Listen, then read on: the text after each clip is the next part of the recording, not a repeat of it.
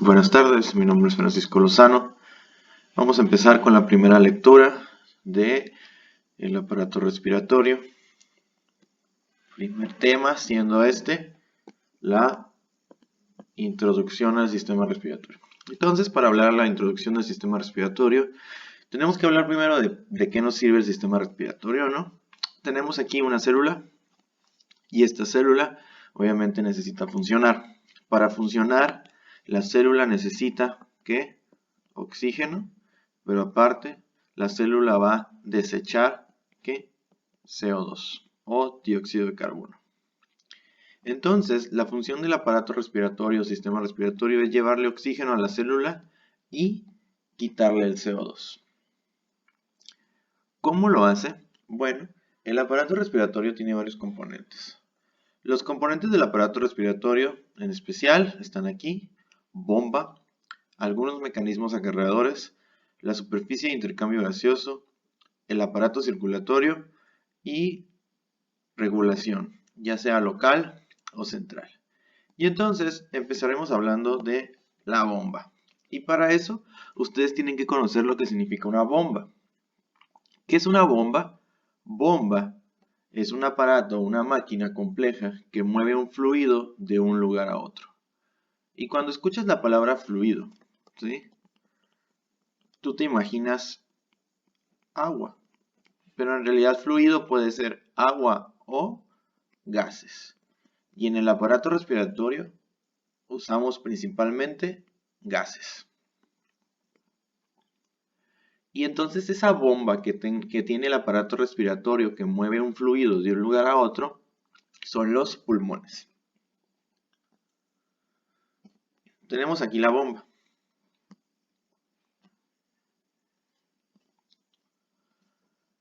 Tenemos pulmones, ¿sí? Dos, tenemos unas vías por donde viaja el aire. Tenemos en este esquema el corazón. Y este corazón manda sangre a los pulmones y los pulmones le regresan sangre, ¿verdad? Al mismo tiempo, el corazón manda sangre a la circulación general y viene de regreso al corazón por las venas, no sin antes haber pasado por una célula. Esa célula va a tomar cosas de la sangre y le va a regresar cosas a la sangre de nuevo. ¿Qué es lo que toma normalmente la célula? Oxígeno. ¿Qué es lo que normalmente le regresa a la célula a la sangre? CO2. Pero ese oxígeno que le llega a la célula le tiene que llegar por medio de la sangre. Entonces, la bomba son los pulmones. Y van a decir, ¿cómo funciona esa bomba, no? ¿Qué fluido es el que mueve? El fluido que mueve esa bomba, o sea, los pulmones, es el aire. Y no es tan simple como eso. Qué fácil sería que solo dijéramos que entra y salga el aire de los pulmones, pero no lo es. No lo es. Tenemos que conocer muy bien esa bomba. Y para eso vamos a empezar a describir la estructura funcional de los pulmones. Tenemos en esta imagen, en este dibujo de acá, los dos pulmones un poquito más especializados. Y podemos ver en esta imagen que ambos pulmones están cubiertos por unas membranas. Esta membrana se llama pleura visceral y la membrana gris se llama pleura parietal. Entre esas dos membranas, ¿sí? Podemos ver un espacio denominado pleural, que es un espacio virtual que normalmente no tiene nada. No hay aire en ese espacio, solamente una pequeña cantidad de líquido. Ese líquido sirve como lubricante para el movimiento del pulmón. Es muy importante conocer ese espacio pleural, porque en condiciones normales tiene una pequeña cantidad de líquido, muy pequeña, casi insignificante, pero en condiciones anormales pudiera llenarse de líquido y dificultar que los pulmones se llenaran de aire. Dentro del pulmón entonces ahora tenemos otras cosas. Podemos ver inicialmente aquí la tráquea, ¿verdad? Y esta tráquea se va a dividir en un bronquio. Y este bronquio se va a dividir en más bronquios, ¿verdad? Y este bronquio de acá, otro bronquio, se puede dividir en otros bronquios, y este se divide en más, y este se divide, y este se divide, y este se divide, y este se divide, y este se divide, y este se divide, y este se divide. Y entonces podemos ver que los bronquios, que estas vías respiratorias se van dividiendo.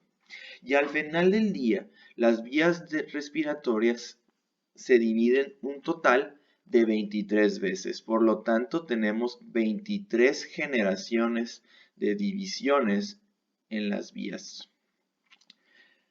Y van a decir, ¿por qué es necesario conocer que las vías de conducción o las vías aéreas se dividen 23 veces? ¿Por qué es necesario conocer que las vías se dividen 23 veces? Bueno, porque no todas las 23 generaciones de vías aéreas tienen las mismas características. Empezando, ¿por qué? Porque solo las primeras 10, es decir, de la 0 a la 10, tienen cartílago. Solo las primeras 10 tienen cartílago. Por lo tanto, solo las primeras 10 son rígidas. De ahí en adelante no son rígidas. Es decir, las primeras 10 pudieran estar vacías y el tubo sigue rígido. Pero las últimas 10, es decir, de la 11 en adelante, tienen que tener aire para mantenerse abiertas. Las últimas son fácilmente colapsables y fácilmente expandibles. Son fácilmente colapsables y fácilmente expandibles. Las primeras 10 no lo son muy rígidas porque tienen cartílago. Continuamos. ¿Con qué? En las primeras generaciones existen algunas estructuras. Estas son cilios y glándulas secretoras de moco. Es decir, las primeras generaciones tienen gran cantidad de cilios, gran cantidad de glándulas que secretan moco. Pero mientras vamos avanzando, ¿qué pasa? Van desapareciendo esos cilios y van desapareciendo esas glándulas que secretan moco. Es decir, mientras más cerca estoy a la boca, más cilios va a haber. Mientras más cerca estoy de la tráquea, más glándulas y células secretoras de moco va a haber. Y bueno, ¿eso qué importa? Bueno, esos cilios y esas células secretoras de moco, esos cilios, ¿qué hacen? Empujan las partículas extrañas hacia la boca para que luego te las tragues, ¿sí? Esas glándulas secretoras de moco atrapan a los organismos extraños. Entonces es muy importante conocer que solo las primeras generaciones tienen concentraciones importantes de estas. Ya hasta abajo no hay. No hay cilios, no hay glándulas secretoras de moco. Por lo tanto, lo que se quedó atrapado hasta abajo no va a poder ser barrido por esos cilios. Y entonces tenemos que continuar. Si se dan cuenta, aquí dividí algunas cosas. ¿Y qué es esto? Bueno, de la 0 a la 16 no hay algo. No hay alvéolos. Y van a decir, ¿qué es un alvéolo? Y ya se imaginarán que la 17 en adelante sí hay alvéolos, ¿verdad? Bueno, ¿qué es un alvéolo? Y tengo una imagen acá para ejemplificar qué es un alvéolo. Esto es un alvéolo. Es la superficie donde se lleva a cabo el intercambio gaseoso. Y entonces puedo predecir, oye, entonces solamente en la 17 para abajo se lleva a cabo el intercambio gaseoso. La respuesta es sí. Solo donde hay alvéolos se lleva a cabo el intercambio gaseoso. El intercambio gaseoso, es decir, la entrada de oxígeno a la sangre y la salida de CO2 al ambiente, solamente se lleva a cabo en los alvéolos. Entonces, la única lugar donde se lleva a cabo el intercambio gaseoso es en los alvéolos, es decir, en la generación 17 para abajo. Tenemos aquí entonces una imagen de alvéolos.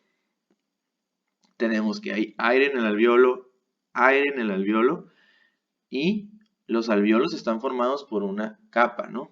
Pues, histológicamente ustedes recuerdan que los alvéolos están formados por un tipo predominante de célula, que ¿cuál es? El neumocito tipo 1. El neumocito tipo 1 es la célula que está formando los alvéolos, pero este aire que está en los alvéolos, que es alto en oxígeno, pues no se va a quedar ahí. Ese oxígeno tiene que difundir. Tiene que atravesar primeramente el neumocito tipo 1, después tiene que atravesar el endotelio y finalmente tiene que llegar a pegarse a los eritrocitos, ¿no? Este es un eritrocito, ¿sí? Tenemos aquí un eritrocito y entonces el oxígeno del aire difunde por el neumocito tipo 1 y luego por el endotelio hasta llegar a pegarse al eritrocito y luego entra el eritrocito para fijarse a la hemoglobina. Otra célula importante que está en los alvéolos es la que produce surfactante. Y entonces les voy a dar unos segundos para que ustedes recuerden cómo se llama la célula que produce surfactante. La respuesta correcta es neumocito tipo 2. El neumocito tipo 2 es el encargado de producir el surfactante. Y ustedes podrán recordar cuáles son las funciones de su surfactante en sus cursos de histología. Por lo tanto, el único lugar donde se lleva a cabo el intercambio gaseoso es en los alvéolos. ¿Y dónde se encuentran los alvéolos? Se encuentran únicamente de la generación 17 hacia abajo. Y la pregunta que ustedes están haciendo, ¿y entonces por qué tengo tantas vías? ¿Sí?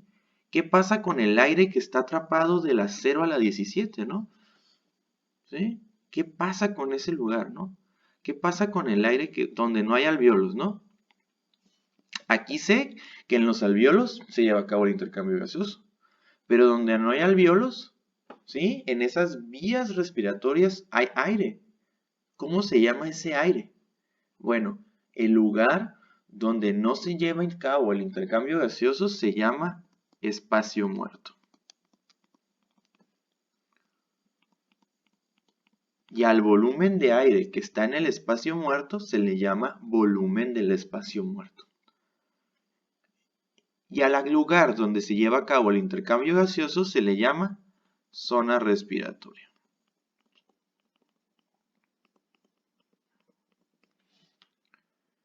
Por lo tanto, ya hice una primera división.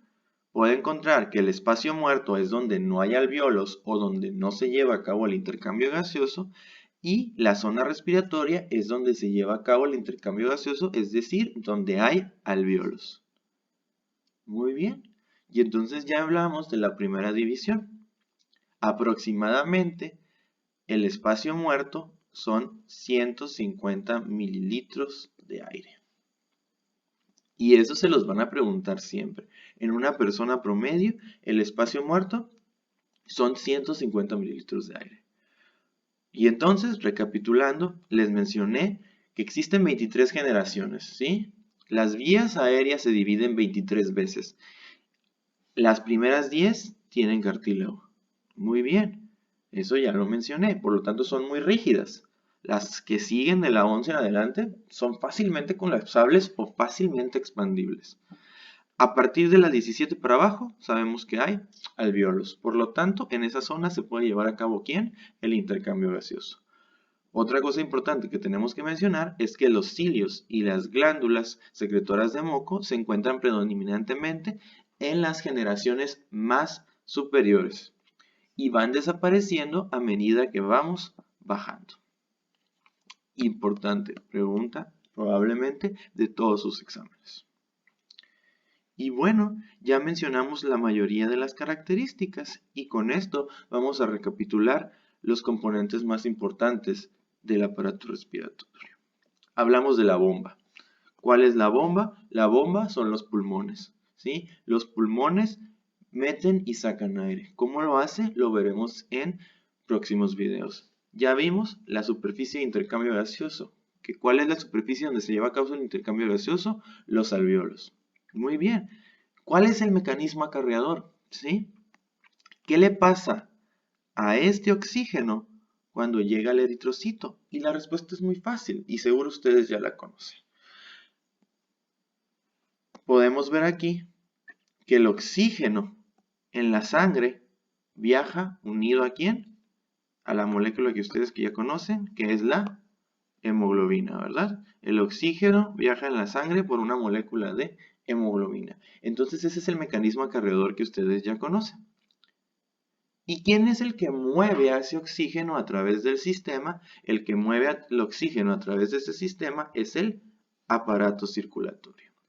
Y finalmente, alguien tiene que regular esto. ¿Y quién regula que se lleve a cabo bien las funciones del aparato respiratorio? El centro integrador. ¿Y dónde se encuentra el centro integrador? En el tallo encefálico.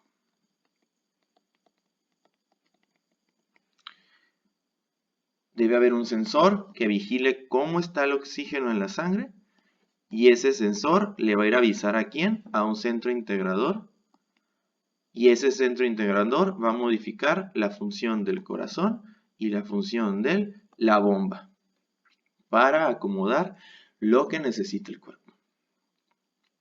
Bueno, hasta ahorita hemos repasado las generalidades del aparato respiratorio y es muy importante concluir que en esta imagen estamos viendo que al pulmón le llega principalmente sangre de un solo lugar, ¿sí? El corazón le manda sangre, y ya lo mencionamos aquí, ¿no? Ya mencionamos que el corazón le manda sangre y el pulmón le regresa sangre al corazón oxigenada, ¿verdad? Pero esa no es la única forma a la que el pulmón le llega sangre. Otra forma a la que el pulmón le llega sangre es por medio de la aorta. Entonces tenemos aquí la arteria aorta y la arteria aorta le puede mandar sangre a ambos, ¿sí?, pulmones. Y esa sangre de ambos pulmones es la segunda irrigación del pulmón. Por lo tanto, el pulmón tiene dos irrigaciones. Tiene una irrigación de carácter ¿cuál? Una irrigación de carácter funcional, que es la que se encarga del intercambio gaseoso, y una irrigación accesoria. La arteria aorta le manda también sangre al pulmón. Entonces es necesario que las dos circulaciones fallen para que se muera el pulmón. El pulmón es uno de los órganos más importantes que existen, por lo tanto tiene dos irrigaciones. Una irrigación de carácter ¿qué? Funcional y una irrigación de carácter accesorio. Y bueno, hasta ahorita esto es todo sobre introducción al aparato respiratorio. Continuaremos en el siguiente video explicando un poco más acerca de la función del aparato respiratorio. Que tengan excelente tarde.